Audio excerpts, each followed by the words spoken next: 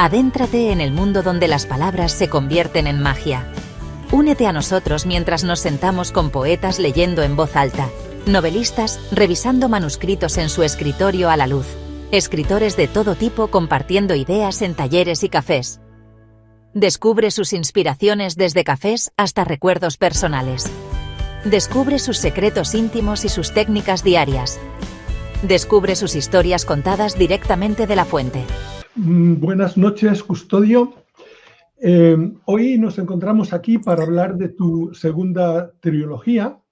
De todas las obras anteriores, las tres, hemos hablado y hemos hecho una entrevista, y esta es la cuarta entrevista, y es sobre tu nueva trilogía, la segunda, que también ocurre en la zona de Andalucía. Custodio, muy buenas noches. Buenas noches, Nicolás, y gracias por invitarme otra vez más, que estamos aquí con todas mis novelas, que esto es, digamos, ya de obligado la presentación con Nicolás. Ya, y gracias a ti también por acudir y por estar aquí, ¿no? Bien, pues hoy nos adentramos en una historia que no solo se lee, sino que se siente y quizá se vive en el día a día. Incomoda y obliga a mirar de frente una realidad que muchas veces pretendemos o preferimos ignorar. Andalucía Negra 2 no es solo una trilogía de novelas, es un viaje a los márgenes, a esos lugares donde la ley, la moral y la supervivencia chocan constantemente. A lo largo de sus tres partes, la obra nos sitúa en el corazón del llamado Mar de Plástico, en Almería, un escenario tan real como simbólico, donde miles de historias permanecen ocultas bajo la superficie a la espera de ser plasmadas en papel. Allí, entre invernaderos y sombras, se desarrolla una trama que mezcla el suspense del género negro con una profunda carga social. La primera parte nos introduce en ese mundo, un regreso, un pasado que pesa y un entorno que no perdona. Los personajes empiezan a moverse entre decisiones difíciles, donde cada paso tiene consecuencias y donde la línea entre lo correcto y lo necesario comienzan a difuminarse. En la segunda parte, la historia se intensifica, los conflictos crecen, las tensiones estallan y los personajes se enfrentan a sí mismos y a sus propios demonios, tanto como al mundo que los rodea. Ya no se trata solo de sobrevivir, sino de decidir quién eres cuando todo se derrumba. En la tercera parte, como un círculo, todo converge. Las decisiones tomadas, los errores cometidos y las heridas acumuladas desembocan en un desenlace que no deja a nadie indiferente. Aquí ya no hay escapatoria fácil, solo queda enfrentarse a las consecuencias. Pero más allá de la trama, esta obra plantea preguntas incómodas. ¿Somos dueños de nuestras decisiones o producto de nuestro entorno? ¿Dónde termina la víctima y dónde empieza el culpable? ¿Y qué significa realmente sobrevivir? Andalucía Negra 2 no busca dar respuestas sencillas, sino abrir un espacio de reflexión. Es una historia sobre la dignidad, la violencia, la culpa y, sobre todo, los límites del ser humano cuando se empuja al extremo. Porque al final, la pregunta no es solo qué ocurre en estas páginas, sino qué haríamos nosotros si estuviéramos allí. Custodio, de nuevo buenas noches y preguntarte cómo nació Andalucía Negra 2 y esta historia o esta mezcla de historias tan particular. Buenas noches, Nicolás. y decirte que me ha encantado la forma en que la ha resumido, porque es que la ha hecho totalmente como es, vamos, como es, prácticamente. Gracias. Pues esta historia surgió un poco porque yo tenía claro dónde quería, digamos, dónde quería situarla. Que yo quería situarla, pues, digamos, Almería, Cádiz, Málaga. Claro, y al final, pues, te empapa un poco de lo que pasa en esos sitios. No solo de lo bonito, sino de lo malo. Pues, por ejemplo, en la de Cádiz, pues, tenemos el drama del narcotráfico, que tristemente es así. Y son dramas que hay que contarlos como son. Y yo creo que por eso me vino esta crítica que, a mi parecer, es mucho más fuerte de lo que hacía en Andalucía Negra 1. Fue un poco empezar, pero en esta la crítica ya va más fuerte, por así decirlo. ¿Y por qué elegiste Almería y por qué elegiste ese nombre, Mar de Plástico, como escenario principal? Básicamente porque cuando yo fui a documentarme, bueno, yo tenía claro que quería ir a Almería porque quería hacer, digamos, la trilogía la quería hacer en la costa. Claro, y las 3 ciudades son costeras y están conectadas por la costa. Pues cuando yo fui a Almería, una vez que pasas Motril, empieza a ver invernaderos y es que mira, a un sitio ves el mar de plástico y a otro lado el mar normal. Es que no hay, es que es, digamos, el paisaje. ¿Y hasta qué punto esta obra está inspirada en hechos reales o en problemáticas o problemas actuales? Está muy inspirada porque tanto la historia que transcurre en África, porque hay varias partes que transcurren en África, está basada en un libro de no recuerdo ahora el autor, pero se llama Viaje al País de los Blancos, que es de un chico que salió de África y vino aquí a España y cuenta su historia. Y luego, claro, la parte, digamos, más inventada, por así decirlo, el tema de los problemas que hay en la novela y demás, es un poco entre la crispación, la polarización que vivimos hoy día, porque es una pena. Yo, allí en Alemania no sé yo cómo lo vivirás, pero aquí en España es una pena la polarización que tenemos hoy día. Y es una pena, y yo creo, es como mi forma de poner mi granito de arena, por así decirlo. La novela aborda temas como la inmigración y la explotación laboral de los inmigrantes, ¿no? ¿Querías denunciar y visibilizar esta problemática? Sí, la verdad es que quería denunciarla, pero no denunciarla en plan, porque es muy fácil decirle a la gente, imponerle tu idea. A mí no me gusta imponer mi idea, a mí me gusta expresarla en el libro, que la gente la lea y, no sé, lo mismo te pueden parecer bien o te pueden parecer mal, pero exponerla. Digamos, es que hay una diferencia entre libros que son, hay libros muy políticos, son panfletarios, por así decirlo, y luego hay libros donde el autor expone su idea y ahí están. No sé si me entiende lo que... Sí, bueno, una vez dijo Pérez Reverte que él, cuando estaba como reportero de guerra, ¿no? Lo que él decía es, mira, aquí están los muertos, ahí están las armas que los mataron, ahí está quienes los mataron y aquí está la tierra. Toma la decisión que quieras, ¿no? Un poco es presentar el escenario, presentar las personas y luego cada uno que juzgue desde su pensamiento y su moralidad, ¿no? Claro. ¿Crees que la literatura puede generar conciencia social en este tipo de conflictos? Yo creo que sí, porque desde el invento de la imprenta, porque ya en su momento cuando la imprenta, sabes tú que la iglesia estaba en contra totalmente, porque claro, eso ya iba a suponer que los libros ya no iban a ser solo de ellos, sino que ya todo el mundo iba a poder acceder a los libros. O, ¿qué te digo yo? Nos podemos ir también a la famosa noche en la que Hitler estuvieron quemando libros. Vamos, para mí, los libros y la cultura es una forma de exponer ideas.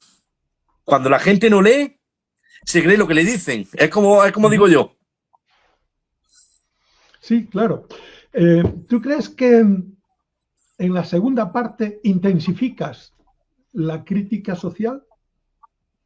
Sí, la intensifico, pero me voy un poco a crítica social, pero también hay una crítica personal y un viaje del protagonista.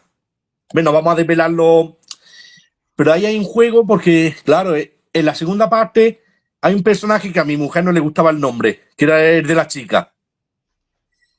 pero ese nombre iba con un doble juego, porque en verdad ese es un personaje, pero a la vez es la adicción del personaje, que tiene que vencerla, que la vence a lo largo del libro. Es, como digo yo, un viaje personal de él. Una de los personajes más importantes es Rafa, ¿no? Y es un personaje con un pasado oscuro que realmente no es tan oscuro. O sea, cuando lees la novela no lo encuentras tan oscuro, pero vamos que a un poco como lo ve la gente dentro de la novela, los dos personajes dentro de la novela es un personaje con un pasado oscuro que vuelve a su ciudad con el temor de que ese pasado vuelva a resurgir. ¿Qué representa para ti este personaje? Es que, Rafa, yo te quiero... ese es el juego. El juego yo te presento como que es un pasado oscuro, pero en verdad no es oscuro. Es vergüenza. Tiene como vergüenza de su pasado. Siente vergüenza. Más que decir unos hechos muy oscuros o, que digo yo, un asesinato, un algo que tengáis que esconder. Es más vergüenza que otra cosa. ¿Y tú crees que juega o tiene un papel muy importante en los personajes o en la construcción de los personajes su pasado? La verdad es que sí, porque sobre todo en novela negra, el construirle un personaje, un pasado a los personajes, te da mucho juego para tener mucho enigma. Digamos, tú tienes tu trama principal, pero con los pasados de los personajes, ahí están montando varias historias. Digamos, es mi forma de ir añadiendo más enigma a la historia, al libro. Y creo que te referías, cuando dijiste que a tu mujer no le gustaba, creo que te referías a Verash. No, el nombre que no le gustaba a mi mujer era el de María Juana. Bueno, Averash es un personaje muy importante, ¿no? Sí. ¿Cómo surgió y qué querías transmitir con ella? Yo con Averash me surgió porque me vino a la mente, claro, porque yo ya tenía en mente el pasado de Rafa, pero Rafa había cambiado. Claro, pues le tenías que buscar una novia acorde a como era ahora nuevo. Y ese pasado yo creo que me fue surgiendo, fue una de estas historias que me iba surgiendo en el momento. Yo soy un escritor mapa, pero tengo mis partes de brújula que va escribiendo y te van viniendo cosas y las añades. Y yo creo que la historia de ella, de Averash, empezó como diciendo, le voy a buscar una novia a Rafa. Pero al final fue creando mucho y al final yo creo que es mucho más importante que en el libro totalmente. Dani, por otro lado, es un personaje joven, es joven, aporta. ¿Qué crees que aporta desde este contraste generacional con respecto a los otros? ¿Qué aporta a la novela? Dani aporta sobre todo la locura de cuando tienes 18, 17, 18 años, que no piensas las cosas, que no ves, digamos, ves el mundo de otra manera. Solo lo ves a tu manera. No sé si me entiendes. Dani es un poco esa evolución de decir, vamos a ir cambiando, vamos a ir avanzando, porque lo que yo pienso no siempre tengo que tener la razón. Con 18 años pues somos muy alocados, no nos pensamos las cosas. ¿Y cómo construiste el personaje de Joaquín? ¿Y qué representan esas ideologías radicales? Fue complicado, porque Joaquín, claro, yo tenía claro que Joaquín era el amigo de Rafa de la juventud, pero para mí era un personaje que yo quería que, como hemos dicho antes, era, pues digamos, la visión de muchas cosas que vive hoy día, pero aparte no lo quería hacer malo del todo, porque al final lo hace bueno, porque al final es como digo yo cuando escribo, todo el mundo tiene esa bondad dentro y esa cosa. ¿El protagonista toma decisiones conscientes o actúa por impulso y presión? Ahí está. Está Rafa, por ejemplo, o en su momento Paco en la segunda novela, que son, digamos, los detectives más mayores, los que piensan las cosas, los que hacen cosas conscientes. Y luego está Daniel, joven, que actúa por impulso, porque su naturaleza de ser más joven, de no pensar las cosas, es lo que le lleva. Que ese es lo bueno de tener el juego ese de varios personajes. ¿Hay algún personaje que sorprenda especialmente por el cambio que sufre a lo largo de la novela? Sí, hay uno que a mí me encanta porque, claro, lo típico cuando tú odias a un personaje, cuando no sabes qué hacer con él, lo matas en las novelas. Pero a mí la evolución de María Juana a lo largo de las novelas me ha gustado mucho. Tampoco, no voy a decir el por qué, porque hago spoilers, pero me ha gustado mucho su evolución a lo largo de las novelas, porque en principio era una idea que tenía yo en la cabeza, en la tacita de plata, pero cuando yo escribí Miedo y Oscuridad en la Costa del Sol, en el segundo, ese personaje evolucionó de una forma tan brutal que me encantó. Y además ya en el último sale ya totalmente desatado. ¿Y qué peso tiene la culpa y el pasado en las acciones de los personajes? ¿Tú crees que ata la culpa y el pasado a los personajes? ¿Los encadena? ¿Los encadena? Ata y encadena mientras tú no quieras soltarlo. Digamos, la culpa y el pasado es un lastre que lleva. Si tú lo sueltas, te lo quitas. Pero si tú no lo sueltas, si tú no lo cuentas, si tú no lo expulsas, se puede volver un lastre muy pesado. Y tanto en los libros como en la vida normal, como en la vida cotidiana. ¿Y cómo trabajas los dilemas internos de los personajes para que resulten creíbles? Pues porque yo recuerdo, claro, por ejemplo, Dani, yo expongo como si fuera mi yo de 18 años. Rafa es un poco mi yo de ahora de 40 años. La forma de pensar no es la misma, la forma de reaccionar no es la misma. Claro, entonces yo recuerdo, cuando yo estoy con Dani, yo recuerdo lo que yo pensaba con esa edad o cómo me movía. Claro, y cuando vuelvo a Rafa, pues soy como soy ahora. ¿Y qué importancia tiene las decisiones morales de los personajes? La verdad que tiene mucha, porque, claro, los dos, aunque tengan muchas veces la misma forma de pensar, no es igual. Y para mí tiene mucha importancia porque al final las decisiones morales para mí indican pues el camino de lo que yo creo que es bueno. Aunque cada uno pues indica, cada uno piensa igual y eso es respetable.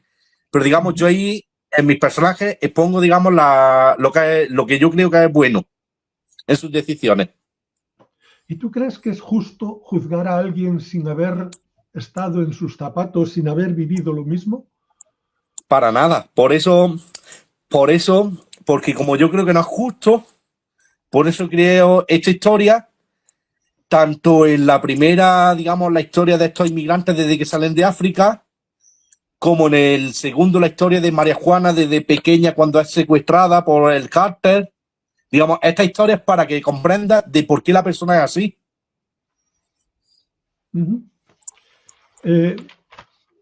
Vamos a tratar un poco de la trama, ¿no? Y el suspense. ¿Cómo trabajas la tensión narrativa desde el inicio con escenas con el hallazgo como por ejemplo con escenas como el hallazgo del cadáver? ¿Cómo trabajas eso? Es complicado eso. Yo normalmente lo trabajo porque básicamente a mí me gusta mucho ver series, leer libros de este tipo. Claro, y ahí es de donde voy cogiendo la idea. Y cuando ya me pongo digamos, cuando yo estoy haciendo mi escaleta, digo, venga, este asesinato va a ser en un faro, por así decirlo, el primero, por ejemplo. Pues claro, te lo empiezas a imaginar, le empiezas a dar vueltas. Te vienen a lo mejor retazos de un libro, retazos de una serie, retazos... Y vas como haciendo copia y pega, como digo yo, y al final lo juntas todo. Porque en sí el asesino de la primera es el motorista con el casco, que eso me venía, no sé si tú recuerdas una película de los 80 que se llamaba The Grey, el aparecido, que era de un motorista que iba en un coche, que iba siempre vestido de negro con casco.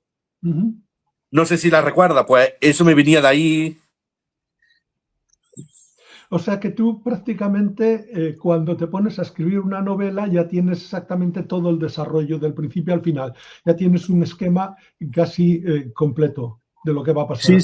Sí, yo soy un escritor mapa, pero mapa total. Digamos, yo tengo una escaleta, que eso no quita, porque vamos, yo tengo mi escaleta, y como te he dicho antes, digo, yo a lo mejor estoy escribiendo un capítulo, y siempre te sale el brújula, siempre te sale que al final tiras para donde quieres. Y hay momentos en que a lo mejor estás en mitad del libro y la escaleta se te echa a perder porque el libro se te ha ido para otro lado. ¿Qué me ha pasado? Y en ese momento yo tengo que rehacer mi escaleta para poder seguir escribiendo. Si no, no me siento a gusto. ¿Y tenías realmente presente desde el principio, o sabías desde el principio quién era el culpable, o lo descubriste según fue pasando la historia? No, digamos, en los 3 libros, yo ya tenía muy claro quién iba a ser culpable. Ahora, lo difícil a la hora de escribir una novela negra, por lo menos para mí, es cómo hacer llegar al lector a esa persona, pero que le cueste trabajo, que no lo pille a la primera y que no se sienta engañado. Es que es complicado. Tienes que hacer un juego de ir dando pequeñas miguitas, pero no muy grandes. Mira, dice Anami Domínguez, buenas noches, un placer acompañaros. El autor al que se refiere es Ousmane Umar. Sí. El que hemos dicho antes del viaje al país de los blancos. ¿Qué importancia tiene el ritmo en una novela negra como esta? Para mí tiene mucha importancia. Yo, por ejemplo, las escenas, digamos, las partes de amor, las partes... Ves que no paro mucho en eso, porque es que si no me corta el ritmo. Yo, para mí, una novela negra tiene que tener mucho ritmo, digamos, no parar. En el momento en que tú paras, yo tengo la sensación de que el lector se va a aburrir. Y claro, yo tengo que tener un ritmo frenético, que digamos es como uno de mis sellos.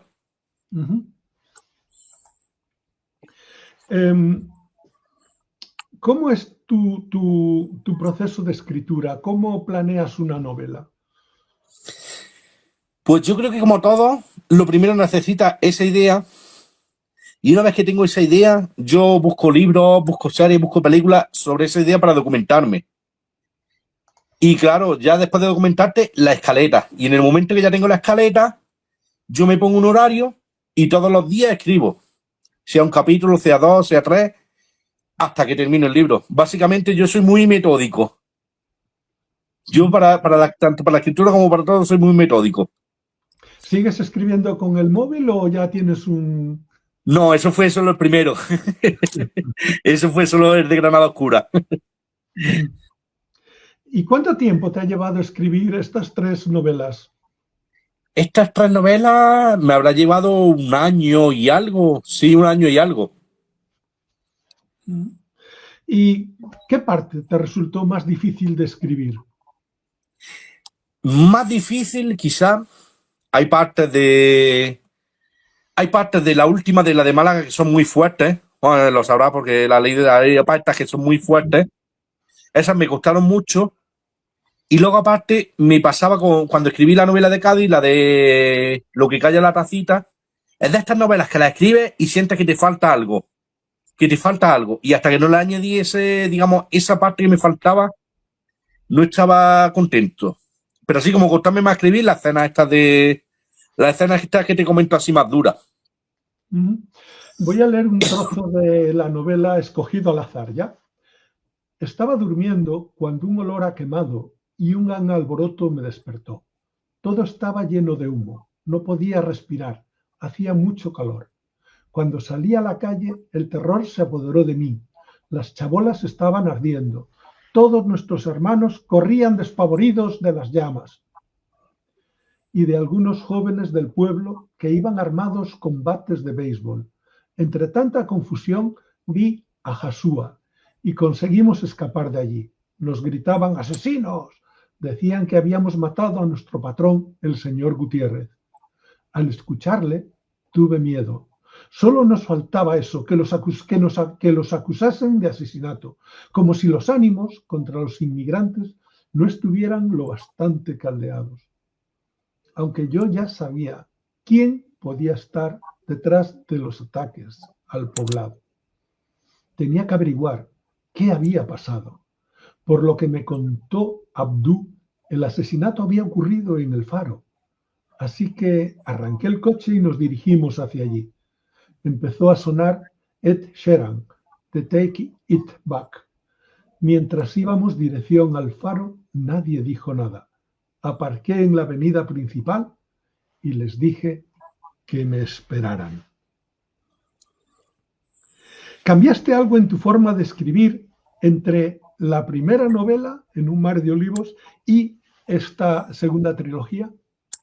Cambié mucho. Vamos, el tema de los detalles, digamos, ya meto más detalles, tampoco mucho, para no parar mucho la trama, pero yo creo que meto más detalles, que soy, bueno, mi vocabulario pues va ampliándose un poquito. Yo creo que tengo una evolución. Uh-huh.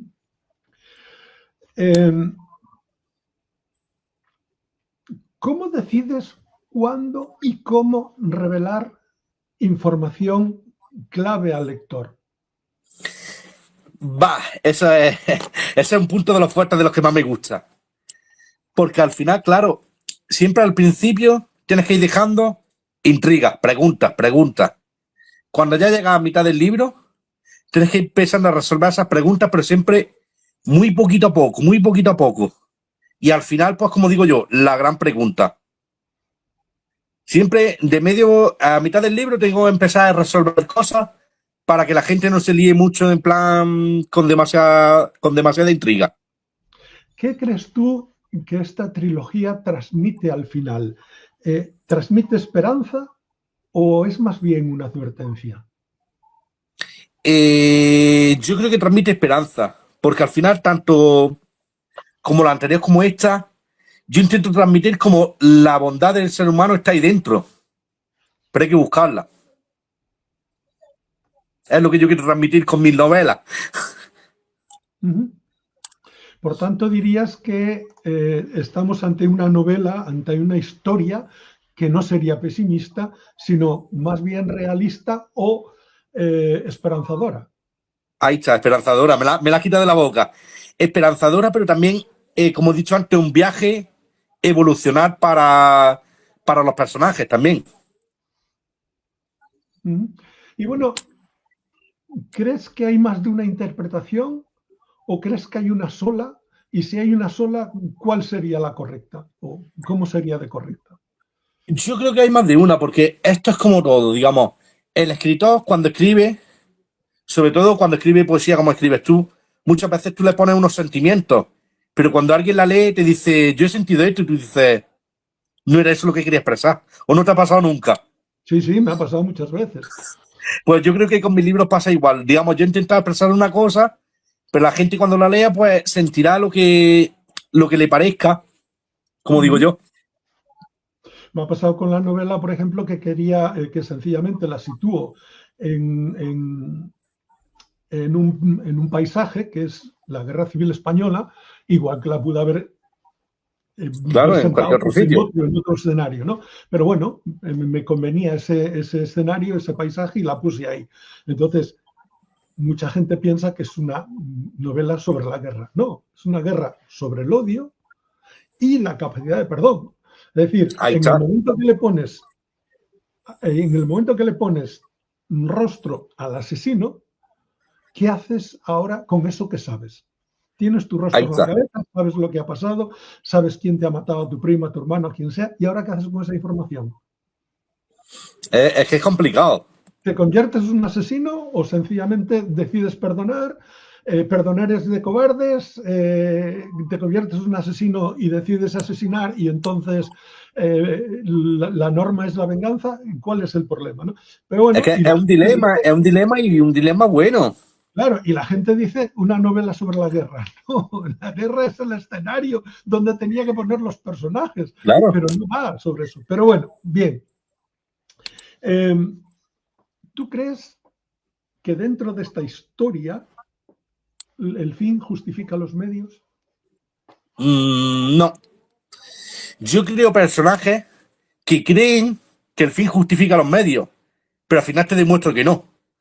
Ya pasan las tres igual. Porque al final, digamos, los villanos, por así llamarlo, creen que hacen algo porque justifica lo que quieren hacer. Pero al final te demuestro que no.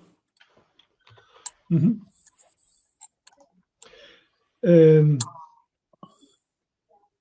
Y ahora una pregunta posiblemente difícil. ¿Quién es realmente el culpable? ¿Las personas o el sistema en el que viven las personas? Yo creo que un poco los dos. Te explico. está el sistema y el sistema es perfecto. Digamos, cualquier sistema, mientras se lleve bien, es perfecto. ¿Qué pasa? Están las personas, personas que están por encima de las personas que manipulan el sistema a su gusto. No sé si sabes a qué me refiero. Sí, sé a qué te refieres. Porque todos los sistemas, pues, pueden tener fallos. Vale.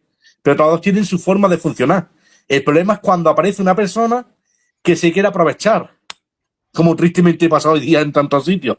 Sí, claro. O sea, entonces, ¿cómo verías tú o qué piensas tú? ¿Tú crees que podemos realmente juzgar las decisiones de los personajes, de las personas, desde fuera? No, juzgar no. Las puedes ver bien o las puedes ver mal, según tu forma de pensar, pero yo no juzgo. A ver, por ejemplo, yo tengo un amigo que piensa diferente que mí, totalmente diferente que yo, y yo me voy a llevar bien con esa persona. No porque piense diferente que yo, me voy a pelear o vamos a... Simplemente, pues yo sé que, por ejemplo, pues con él no puedo hablar de fútbol, por decirlo, o de religión, y ya está, pues no toca esos temas. ¿Sabes lo que te digo? Siempre respetar un poco las creencias de la otra persona. Ya. ¿Los personajes cambian realmente o solo van mostrando y revelando quiénes son o quiénes eran desde el principio? Los personajes cambian, sobre todo Dani.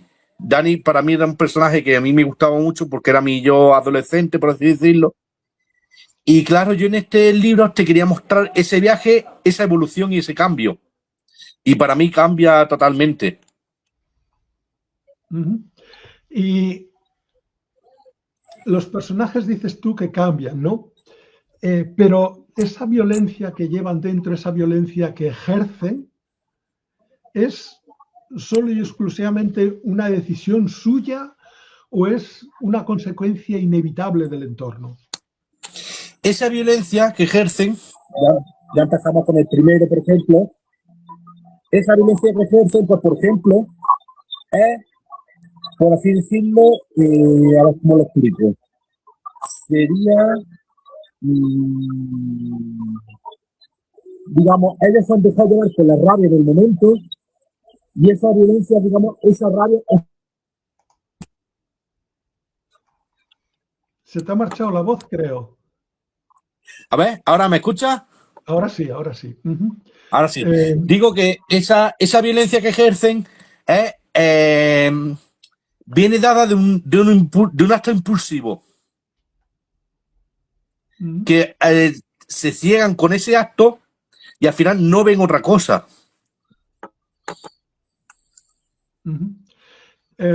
Realmente, si estuvieras en la situación de los personajes, si estuvieras ahí,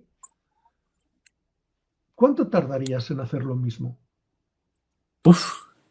Es complicado. Es que es muy complicado. Es que, claro, yo planteo un dilema, claro, pero ese dilema, si te pasa a ti, es complicado, claro.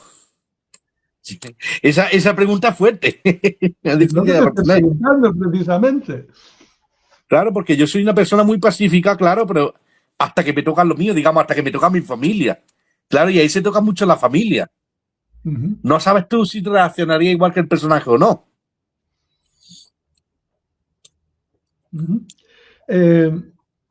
¿Tú crees que entonces, o te parece que hubieras actuado mejor, o crees que eso pasa porque estás sentado en un sofá y piensas que lo harías mejor? Yo creo, digamos, yo sensatamente como soy, yo creo que hubiera actuado mejor, pero en el momento la rabia me hubiera llevado, pero luego me hubiera sentado a pensar las cosas y creo que hubiera actuado mejor. Creo. Como quiero creer. Pero por lo visto das a entender que si estuvieras en esa misma situación utilizarías la violencia, pero claro, ya sentado en el sofá con capacidad de reflexión, pues no. Claro, es que una cosa es el momento, cuando te sucede, y luego, claro, cuando ya pasa el momento, digamos, al día siguiente, a los 2 días, a los 3 días, ya uno para reflexionar. ¿Tú crees que en esta historia, en esta trilogía, hay algún personaje al que puedas definir como bueno? Como bueno, yo creo que todos tienen su punto de vista diferente.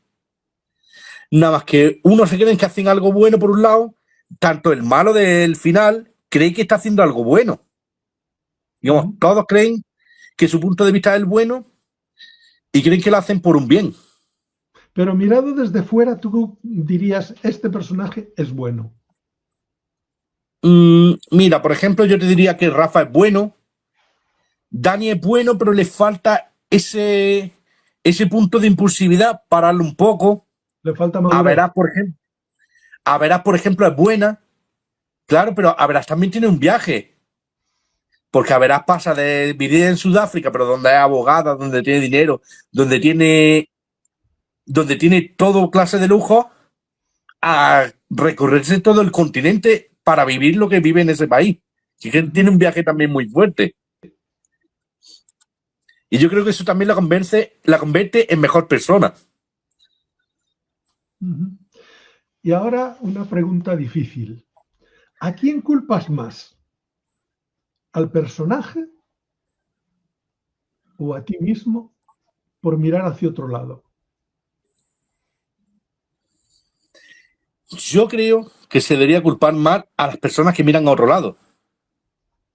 Porque el personaje muchas veces lo hace, a lo mejor porque él piensa así, pero el que mira para otro lado está ignorando eso. Ese hecho malo, por así decirlo. En esta novela tú tratas, por ejemplo, el problema de la inmigración y de los trabajadores en los invernaderos, ¿no? ¿Tú crees que se mira ante la situación por la que pasan estas personas, se mira para otro lado?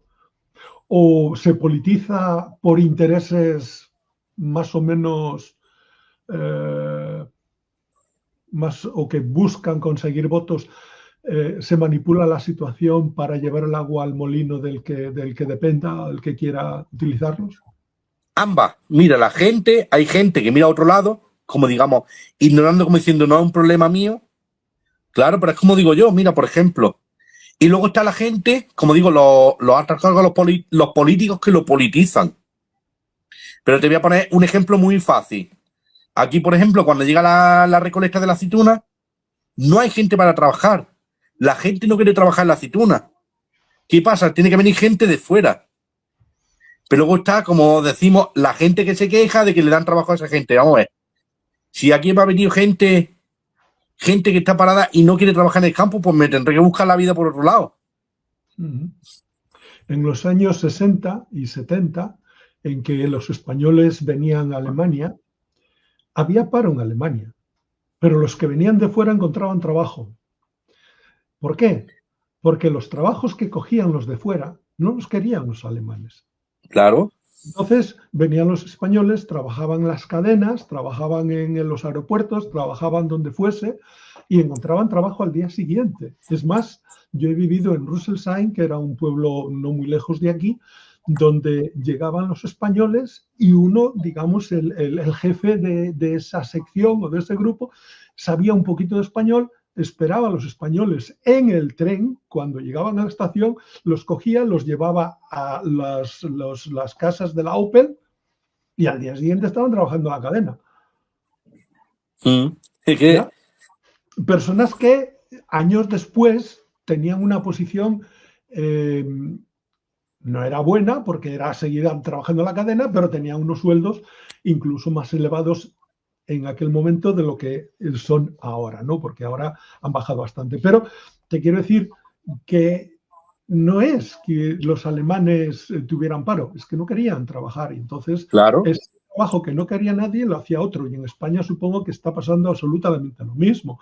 Claro. ¿Por qué iban los españoles a la vendimia a Francia?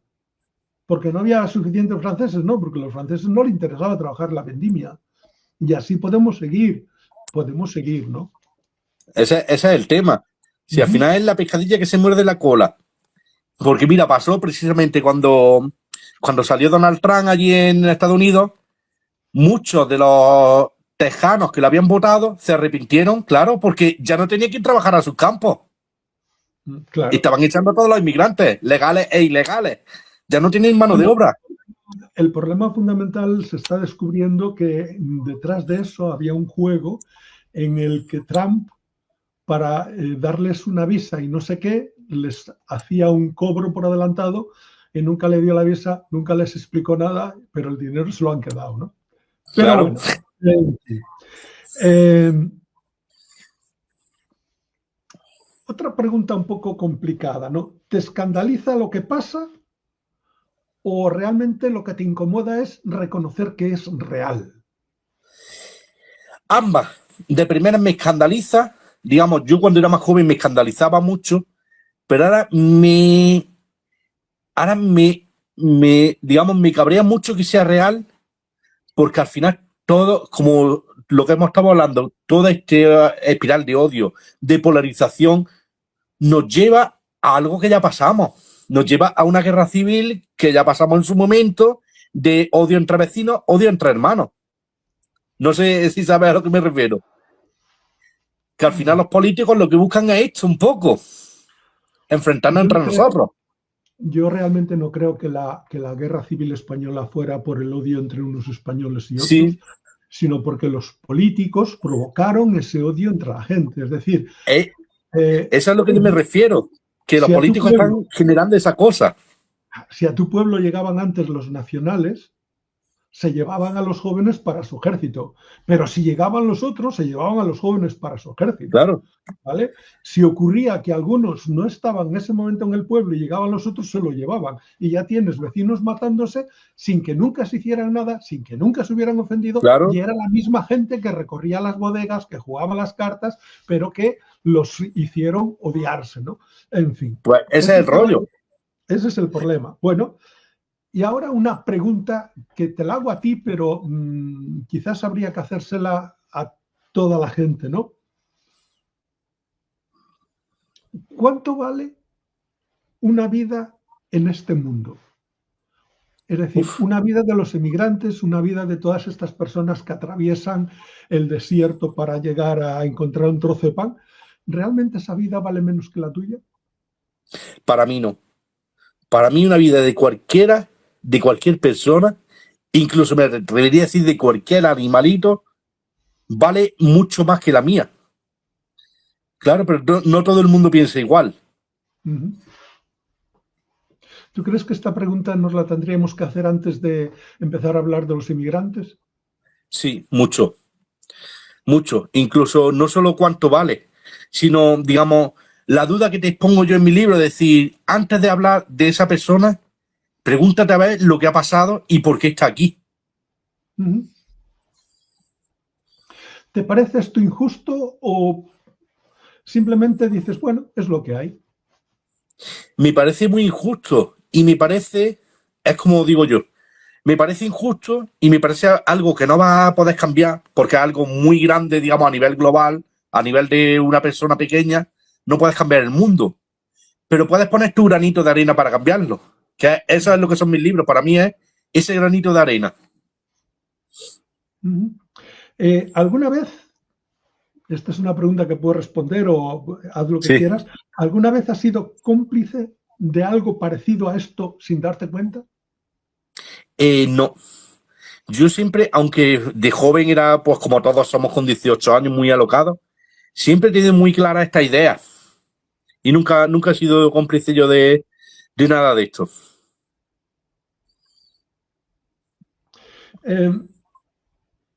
Si sobrevivir implicase cruzar la línea, ¿la cruzarías o morirías por tus principios? Yo creo que moriría por mis principios. Otra cosa sería muy diferente si me preguntaras por mi familia. ¿Sabes lo que te digo? Porque para mí, claro. Igual que he dicho que cualquier vida vale más que la mía, la que más vale es la de mi mujer y la de mi nieta. Entonces ya me pensaría más las cosas. Esta es una pregunta totalmente, o sea, políticamente totalmente incorrecta, ¿vale? ¿Quién es peor? ¿El que hace daño o el que se beneficia de él? Pues tú sabes qué digo yo que no es peor, el que se beneficia de él. Porque el que se beneficia de él es el que ha inducido a la persona a que haga daño.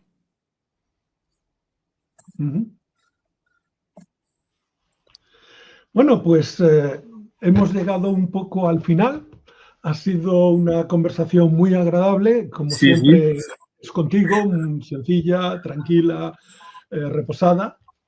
Y bueno, pues de nuevo darte las gracias por haber estado, por estar. Y bueno, habrá que poner otra fecha porque esta trilogía viene con un libro, una novela de regalo que no entra dentro de la trilogía precisamente porque la temática es un poco de humor, entonces no pasa dentro de la novela negra, ¿no? ¿Hay algo que no te haya preguntado y te gustaría añadir? No, porque yo creo que la entrevista la he hecho perfectamente, porque yo venía pensando, digo, porque va a ser una entrevista totalmente diferente a las que hemos hecho hasta ahora, porque son novelas con mucha carga social y yo creo que la hemos llevado, he llevado bien las preguntas. Está bien, está bien. Pero bueno, tú ya sabes que más o menos esta es mi forma Sí, sí, no, sí, me ha gustado de hacer mucho. entrevistas. Y me ha gustado mucho porque la has conducido muy bien. Bueno, pues muchísimas gracias. Y en fin, después de todo lo que hemos hablado, quizás lo más importante no sea solo la historia en sí, sino lo que nos deja, lo que nos interroga. Porque Andalucía Negra 2 no termina realmente en la última página, continúa en la reflexión de cada lector. Sus temas van mucho más allá de esas páginas. Nos enfrenta a preguntas incómodas, como hemos visto, y como podemos leerlas o podemos hacérnoslas al leerla, ¿no? A decisiones difíciles y a una realidad presente y actual que, aunque parezca lejana, está más cerca de lo que pensamos en nuestro hoy y en nuestra hora, en nuestro ahora. Nos obliga a mirar sin filtros, a cuestionar nuestras certezas y a preguntarnos qué haríamos nosotros en ese mismo lugar. Quizás podríamos decir que el debate de estas páginas es el debate de nuestra sociedad actual. Está en la política actual y los temas que trata son temas que están en la boca de todos.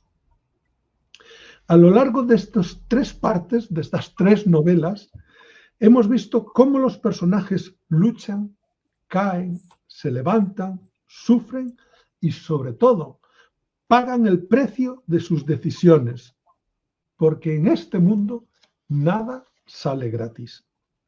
Tal vez no haya respuestas fáciles, ni finales completamente justos, pero si hay algo claro, cada historia, cada voz merece ser escuchada.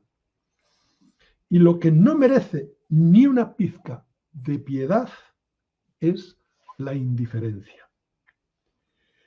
Tal vez no haya respuestas fáciles. Y si esta obra consigue que, aunque sea por un momento, miremos esa realidad con otros ojos, entonces ya ha cumplido su propósito.